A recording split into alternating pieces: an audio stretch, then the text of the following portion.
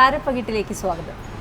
മലയാളികളുടെ പ്രിയപ്പെട്ട നടനും പ്രൊഡ്യൂസറും ഒക്കെയാണ് മണിയൻ പിള്ള. യെസ്, നമ്മളിപ്പോൾ വളരെ സ്നേഹത്തോടെ രാജു ചേട്ടൻ എന്ന് വിളിക്കുന്ന നമ്മുടെ സ്വന്തം രാജു ചേട്ടൻ തന്നെയാണ് ഇന്ന് താരപ്പകിട്ടിൽ.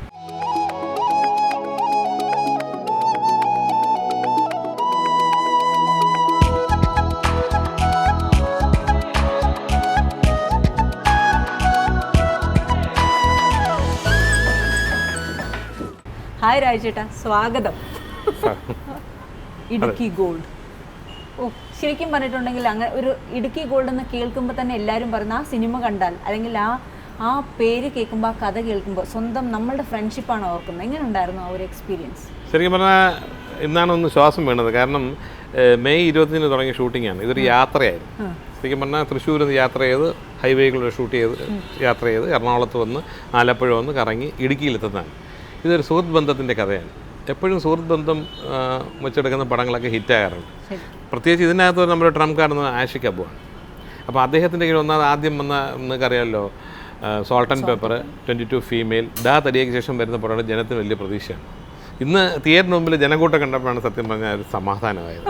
എനിക്കൊരു ടെൻഷനായിരുന്നു. കാര്യം ഇതിനകത്ത് അങ്ങനെ ഇവിടെ സോ കോൾഡ് ഉള്ള സ്റ്റാർസ് ആരുമില്ല. പെർഫോമിംഗ് ആക്ടേഴ്സ് ഞങ്ങൾ 5 പേരാണ് ഇതിനകത്ത് സുഹൃത്തുക്കളായിട്ടുള്ളത്.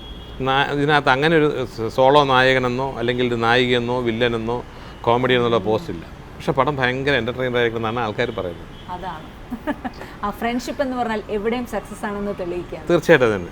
സത്യം പറഞ്ഞിട്ടുണ്ടെങ്കിൽ ഈ 5 പേരുടെയും ഒരു ചൈൽഡ്ഹുഡ് സ്റ്റോറി പറയുന്ന പിള്ളേരെ, അതെ, ഇപ്പോൾ അതായത് 78 ഒന്നിച്ച് സ്കൂളിൽ പഠിച്ചിരുന്ന കുട്ടികളാണ് 10ാം ക്ലാസ്സിൽ.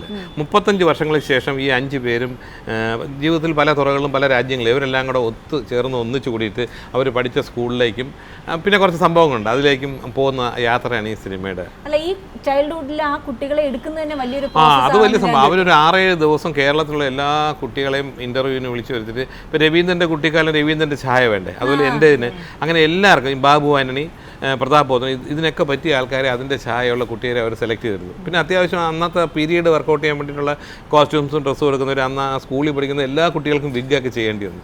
അന്നത്തെ മുടി വളർത്തുന്നതായിരുന്നു സ്റ്റൈല്.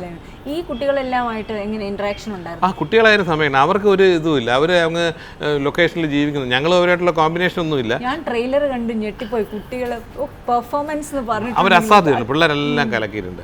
ഞങ്ങൾ അവരെ ഷൂട്ടിംഗ് തീരുമ്പോഴാണ് ഞങ്ങൾ അവിടെ ചെല്ലുന്നത്, കുട്ടികളുടെ ഭാഗം. പക്ഷേ അവരെല്ലാം ഞങ്ങളുടെ ഷൂട്ടിംഗ് സ്ഥലത്ത് ഓരോ കാര്യങ്ങളും ട്രാളിയും ട്രോക്കും ഒക്കെ ചെന്ന് എല്ലാം ഇങ്ങനെ അവർക്ക് ഒരു ടെൻഷനില്ല. അവർ വളരെ ഈസി ആയിരുന്നു. അവർ നന്നായിട്ടുണ്ട് പടത്തിലുണ്ട് എല്ലാ പിള്ളേരും. രാജുചേട്ടൻ ഈ സിനിമയിൽ അഭിനയിച്ചപ്പോൾ ഏറ്റവും ഓർത്തത് മോഡൽ സ്കൂളാണോ, ട്രിവാൻഡ്രമാണോ, ഫ്രണ്ട്ഷിപ്പ് എന്തായിരുന്നു? അല്ല, പൊതുവേ പറഞ്ഞാൽ ജയന്തിക്ക് അറിയാവുന്ന കാര്യമുണ്ട്, മലയാള സിനിമയിൽ ഏറ്റവും കൂടുതൽ സുഹൃത്തുക്കളുള്ള ഒരാൾ ഞാനാണ്. അത് ആണുങ്ങളായാലും പെണ്ണുങ്ങളായാലും എല്ലാവരും തന്നെ. ഞാൻ എൻ്റെ വീട്ടിൽ പറയുന്നത്, സരയൂ എന്നുള്ള കുട്ടിയുടെ അച്ഛൻ മരിച്ചു കഴിഞ്ഞ ആഴ്ച രാത്രി 2 മണിക്കാണ്. ഞാനപ്പോൾ ഇടുക്കി ലൊക്കേഷനിലാണ്. അവർ കരഞ്ഞുകൊണ്ട് ആദ്യം വിളിക്കുന്നത് എന്നെയാണ് സംഭവം. അതൊരു സഹോദരൻ്റെ അടുത്തോ അല്ലെങ്കിൽ ഏറ്റവും നല്ല സുഹൃത്തിൻ്റെ അടുത്തോ ഒന്നൊരു ബന്ധമാണ് സംഭവം. അതുപോലെ കാവ്യയായാലും ഭാവനയായാലും അവർക്കെല്ലാം എന്ത് പ്രശ്നമുണ്ടെങ്കിലും എന്നെ വിളിക്കാറുണ്ട്.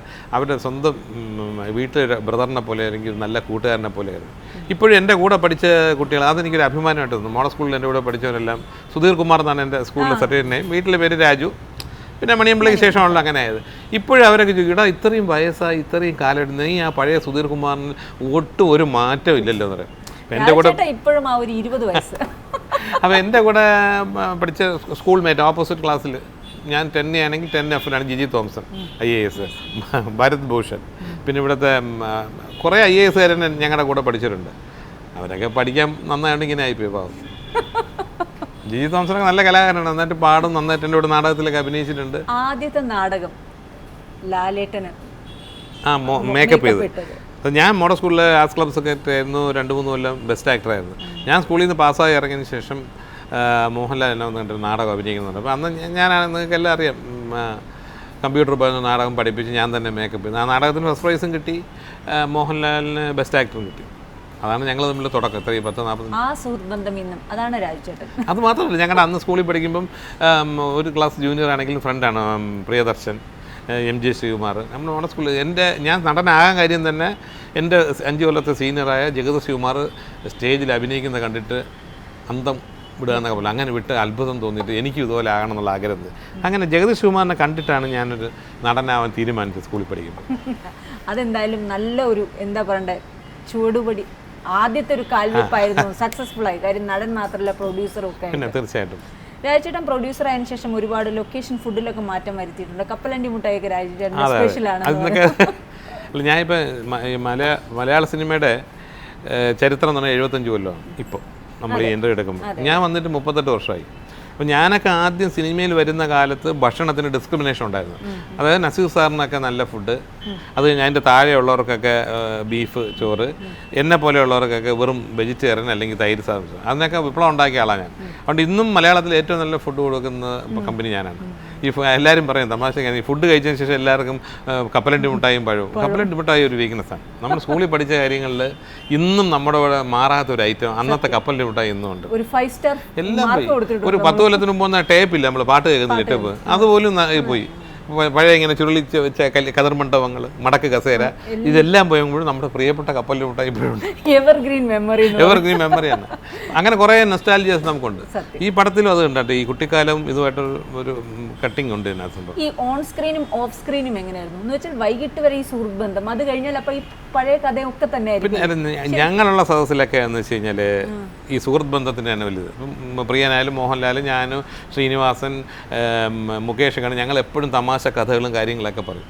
ചിത്രാഞ്ജലിൻ്റെ റെക്കോർഡ് ശരി പറയും, നിങ്ങളകത്ത് ഡബ് ചെയ്യുമ്പോൾ ഞങ്ങൾ ഒരു ചായ കുടിക്കാൻ വെളിയിൽ പോകത്തില്ല, കാര്യം അകത്തുനിന്ന് കേട്ടോണ്ടിരിക്കുന്ന തമാശ. പക്ഷേ ഇപ്പോഴത്തെ ഒരു ജനറേഷൻ, ഞാൻ കളിയാക്കി ന്യൂ ജനറേഷൻ എന്ന് പറയില്ല, അങ്ങനെ ഒരു വാക്കൊന്നും ഇല്ല. പക്ഷേ അതിനകത്തുള്ള പലരും ഇപ്പം ഈ അവരവരുടെ ഷോട്ട് കഴിഞ്ഞാൽ അവരവർ നേരെ കാരവനിലോട്ട് പോകും. ആ തമാശകൾ നഷ്ടപ്പെടില്ല. 3 പേര് നമ്മളിങ്ങനെ സംസാരിക്കുമ്പോഴേ തമാശ ഉണ്ട്. ഇപ്പം ഞാനും ജയന്തി ഇങ്ങനെ ഇരുന്നോണ്ടാണെങ്കിൽ സംസാരിക്കും. നിങ്ങൾ ഞാൻ കാണുമ്പോൾ എണീറ്റ് പോവുക, എന്നെ കാണുമ്പോൾ ഇങ്ങനെ എവിടെയാണ് ഒരു സുഹൃത്ത് ബന്ധം. രാജുചേട്ടൻ്റെ ബുക്ക് റിലീസിന് എനിക്ക് ഇപ്പോഴും ഓർമ്മയുണ്ട്. അന്നാണ് പറഞ്ഞത് മലയാള സിനിമയെ 2ആയി തിരിക്കാം, ഒന്ന് കാരവണിന് മുമ്പും കാരവണിന് ശേഷം. ശരിയാണ്. അപ്പം അവർക്കാണ് നഷ്ടപ്പെടുന്നത്. ഞാൻ പറഞ്ഞു, നമുക്ക് ജീവിതത്തിലെ ഒരു തമാശ എന്ന് പറഞ്ഞു കഴിഞ്ഞാൽ ഒരു നിമിഷം അത് നഷ്ടപ്പെട്ടു, പിന്നെ അത് കിട്ടത്തില്ല.